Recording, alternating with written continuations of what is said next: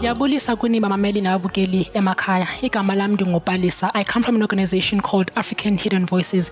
African Hidden Voices is an organization that aims to retrace, amongst other things, the steps that were taken by imboni zethu nenkosi zethu zakudala.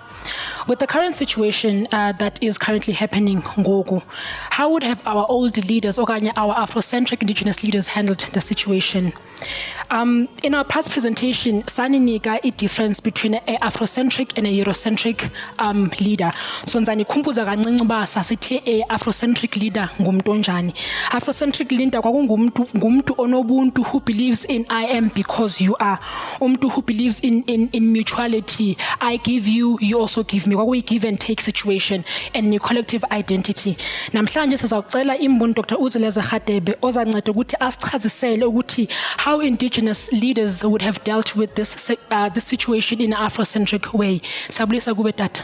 Yes, bingelela sibonge lapho kupalisa zonke ingane. Yes, I think today is a special day ngoba lento sizifundisa la ku Jozi FM on Sundays zenzeka phambi kwamehlo enu. In terms of what I'm saying is kwenzeka izinto that recall umuntu abuyele back to lento esifundisa ngazo, meaning that emlaleli wami we are relevant because African spirituality is alive. Inkolo zomdako, inkolo zomuntu omnyama ziyaphila ngoba zikhuluma nge-current things, zikhuluma into ezokwenzeka, zikhuluma ngento ezenzeka. African spirituality is not a story written 100, 200,000 years ago about other nations. No. It is life. Bubomi iyaphila le message. So namhlanje we have gone back kwimfundiso esinphezona that included even a study sikhuluma umehluko phakathi kwe leadership ze Eurocentric, abantu abaleader ngeswest, abantu abaleader ngendlela eqhamuke nabantu baphesheya, nabantu abaleader ngendlela yokhokho ngendlela ababelide ngayo. Because let's not fool ourselves, our ancestors were very intelligent. Ayiphele lento yokunyatsa umuntu omnyama nokunyatsa okhokho bethu, they were very intelligent, babe nayo leadership. That's why kuthiwa ibizwa Indigenous Afrocentric leadership. Ayibizwa ngoba iqale ukufika kwe-West, ibizwa inegama ngoba yayikade ikhona. Babe ne-court system zabo, judiciary system zabo, their own leadership style, babe nendlela zokwenza izinto zabo, and that was disturbed by the arrival of the Western practices and Western systems, which is called Eurocentric systems. Ezafika zabulala i-leadership yethu yanyatswa up to today. You know, if you are a black person in a leadership and you apply Afrocentric way of dealing with matters and way of leadership, uzonyatswa kakhulu.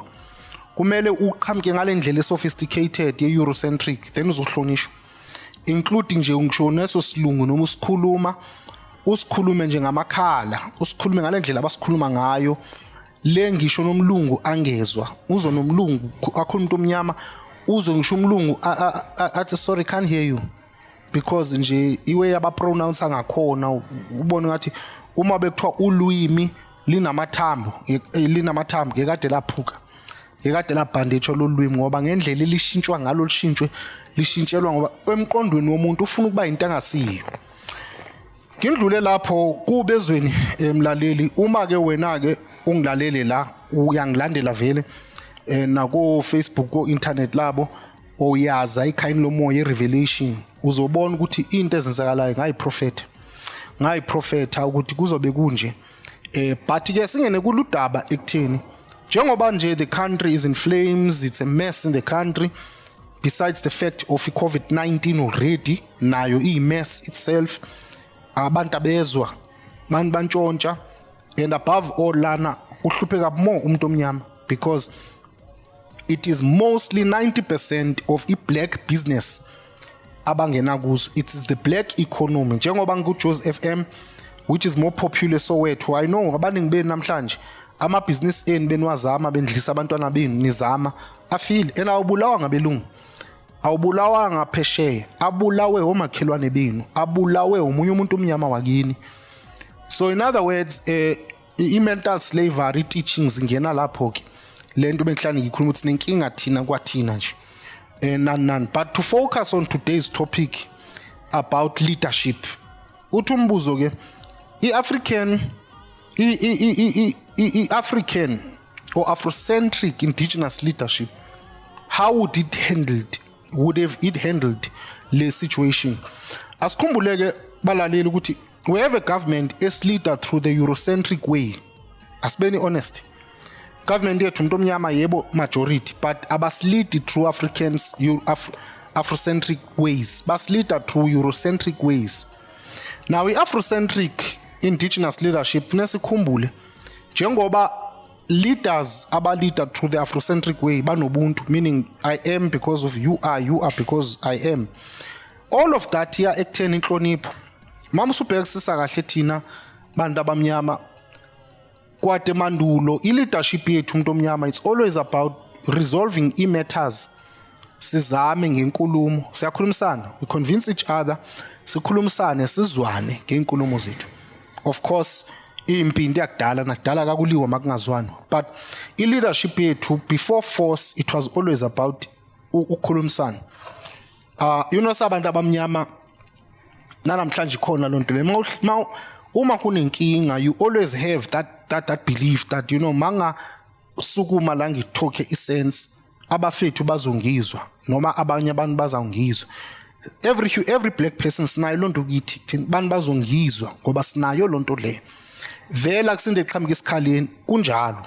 Our leaders led like that, no khokho bethu babe njalo. Singabantu uma nje impela sibekwa la kahle into siyakhona ukuthi hambe siyibambe. Now if you look at today i-government yethu and Afrocentric leadership, it's also about ukuleader nabanye abantu. Ubuntu bungena lapho, not to lead uyi-one uye phambili, is to lead nabanye abantu. Mawusubheka ke i-leaders of the past including amakhosi akudala ngabantu babehlala nabantu, bheke even a formation yezindlu zabo, i-formation ye-kingdoms yokuthi inkosi ayihlala kuphi, i-subjects zayo zazihlala kuphi. There was always that unity amongst each other. There was always inkosi ibe nabantu bayo. Yes, he was a little bit there because of i-position yakhe, but ebe ngumuntu ebephila nabantu bakhe. So it means that in the Afrocentric leadership, si believe ekutheni we are not bosses. We lead with our people. Now, if you look at what's happening in the country, you have a government ehambi one iyodwa. I naka abantu. You know, I don't Lalilwama, I will be honest with you, I don't believe in these lies of consultations because not all, of course, I'm not involved. But I know meaning zaziyo eziningi consultation to consultiwe uqoqa abantu bayo baleyo political party somewhere ulweni kuthiwa consultiwe no few people and bathanda i-consultation yabo ukukhuluma nabantu babo. Kusho ukuthi mabe consult religious leaders abantu babo bayabazi ukuthi bavumelana nabo, they choose. Abakhethi leaders ababonakala emphakathini leadership yabo, abakhethi leaders who really have a large following, who are really leaders of men and leaders of leaders, like leaders who have association, bayikhethela abantu babo. Therefore, for me, that's not a consultation. So in other words, i-government siyayibona, including now, ukuthi i-government yethu South Africa is leader through the Eurocentric leadership. Siyayibona through the COVID-19 pandemic, indlela abayiphethe ngayo, abanakile nje benza inqumo. And all of us nje funeke nje sithule nje abantwana abancane sihlale ezindlini ngoba lo mkhuhlane uyabulala yenzani so. But kwathina sibhekile sibuza ukuthi kanti why amatekisi on Elisha enakho social distancing no uzovula ama window uyizwa ukuthi ayikho lento why uvula manje why uvula ama gym why i-gym uyivula because ne gym gathering gathering and phela ma ujima you are more careless than ma uyosonta because ma ujima as a personal gymayo, you know, mawujima abanye abantu ke they eat supplements ezithize. You need to be in that mood. Gym is psychological. You need to be in that mood ethize engagcina ikwenza almost like utshwala. Example, utshwala kuthiwa buvulwa ngoma udakiwe, you are careless. Ne gym uma ujima, you know, you can't awunofaka isifonyo nje njalo ujima, afuneka usikhiphe lesi sifonyo to breathe, because mawujima heart rate yaphakama, afuneka umoya angene kahle. So nalapho there you can be careless. Angisho ukuthi gym wrong. How do you open a gym uvala isonto? Now musubheka manje isituation ekhona idinga vele leaders manje, ayidingi gym, idinga leaders manje.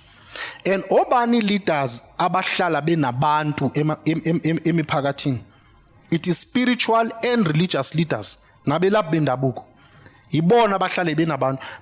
But here now uvalile amasonto abo for from last year kahle kahle, because kumane kuvulwa kancane kuyavalwa, now uvalile amasonto abamithane ngisho nabantu babo. Now you have a problem ne community restless. Singayibiza into enzekayo onke amagama nalama analysts nalama media South Africa afuna ukuphendula izinto ziphendulwe, whatever you want to call it. At the end of the day angifuna ukudebate lokho. We have a restless society now. Restless society. Restless kudeploy amasosha bayama ekhoneni bame amasosha ame nabo bame bebakhombisa ukuthi silinde nihambe. Abamanga ukuthi bame namasosha bamile isocieties ko Alexander, bamile umphakathi umile lapho, awuyindawo iyabakhomba ukuthi no okusalayo nizohamba, manje hamba zobe singene kulezi zitolo into enzekayo. Now the very government now suddenly isiyaqala ubani inkulumo ezithi everyone must play a role, religious leaders must play a role. Uyazibuza ukuthi bayazizwa laba bantu bathini. What role can spiritual and religious leaders play mawuvala amasonto abo from way back? Mabekhala ukuthi anesiconsult, you know, niyabalahlela nje izandla ukuthi no siconsultile abanye, yes consultane nani valani kodwa nivula kwezindawo kuvaliwe manje bazawukhuluma nomuphi umphakathi, ngoba if amasonto beyovuliwe bekuzobe kungconoke ukuthi at least when you come a situation ukhame abo bakhamayo phakathi enkonzweni babuye bakhulume nabanye, ngoba abantu bomphakathi, abantu besonto, abantu bomphakathi asiyekeni ukwenza abantu besonto ingathi abantu benye planet. Abantu besonto ngabantu bomphakathi. The very same people today nibabona belutha are the very same people abahamba amasonto. Ngifuna ukukutshela kahle, the very same people abasemajele are the very same people bomphakathi. Mawungaya namanje ejele uthola iuniform lapha ejele ibosho abantu bamasonto la, usonto liphakathi emphakathini. Now what role are spiritual and religious leaders are going to play now ubavalile? It's because of government yethu in a Eurocentric way style. They know what they are doing. Nina nonke nje sisukane ecaleni. The African way, we would have a government ibizawuthola buy-in from leaders in society, ibizawusebenzisana ne-spiritual leaders, healers, amasonto, not for election, not for user, ukusebenzisana nabo and let them have a voice. Manenzi i-laws ze-country ze-abortion, let them have a voice kinqumeni ithathayo, let them have a voice ki-COVID-19 nibonisane. At the end of course i-decision kumele yenziwe. So I think Palisa today and these weeks siyayibona ukuthi if we were led by real people abane Afrocentric leadership, ngiyakutshela nje ngithi ngesingekho kisimo esikuso namhlanje, but we are being led by leaders abas-leader through the Eurocentric way, which is don't care, just move. Na into enzekayo namhlanje. So ebalaleli bami imbi into enzekayo sinathi siyayikhuza, kodwa these are the fruits ezenzekayo must leader through the European way, Eurocentric way of leadership. I hope today kule nkulumo uyakwazi ukuthatha practically lento sihlale sizifundisa la uthi nayi lento bebekhuluma ngayo ibheke siyayibona manje ukuthi kwenzakalani. Asibonge sihlangane futhi kisikhathi esizayo. This is Africa.